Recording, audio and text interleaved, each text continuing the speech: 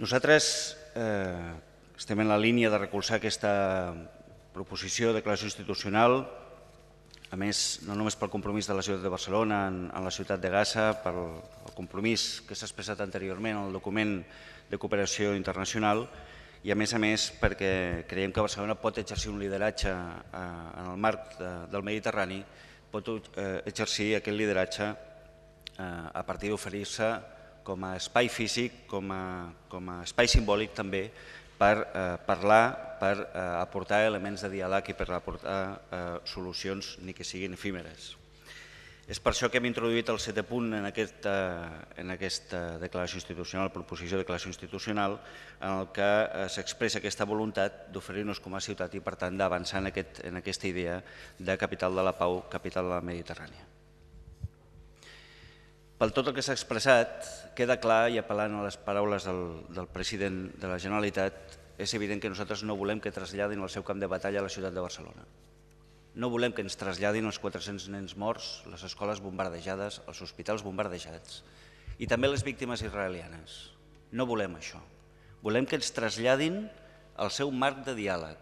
Volem que vinguin i que parlin obertament d'allò que ha passat, però sobretot d'allò que pot passar si tothom s'hi posa en la voluntat d'avançar en un diàleg seriós, obert i franc.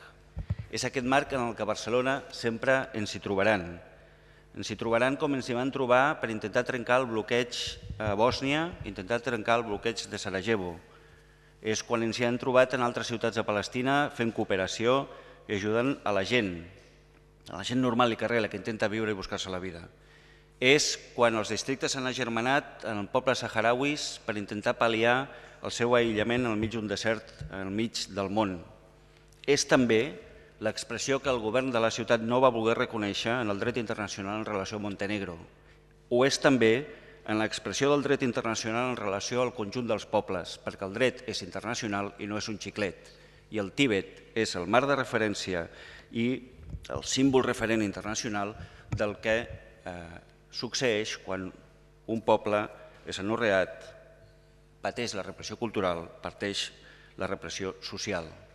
Nosaltres no entenem com podem estar a favor d'uns pobles i no d'uns altres. No entenem com es pot interpretar el dret internacional d'una manera i no d'una altra. I, per tant, nosaltres reafirmem el nostre compromís amb el conjunt de pobles del planeta, amb el conjunt de pobles que per expressió i voluntat popular aquest Ajuntament també ha expressat no només en el Pla de Cooperació Internacional, sinó en diversos crides i en diversos manifestos i declaracions institucionals. Deixem dir-los que no és el dogma el que ens porta a fer aquestes iniciatives. Ha de ser el criteri de dret internacional que ha de ser equitatiu i arreu del planeta.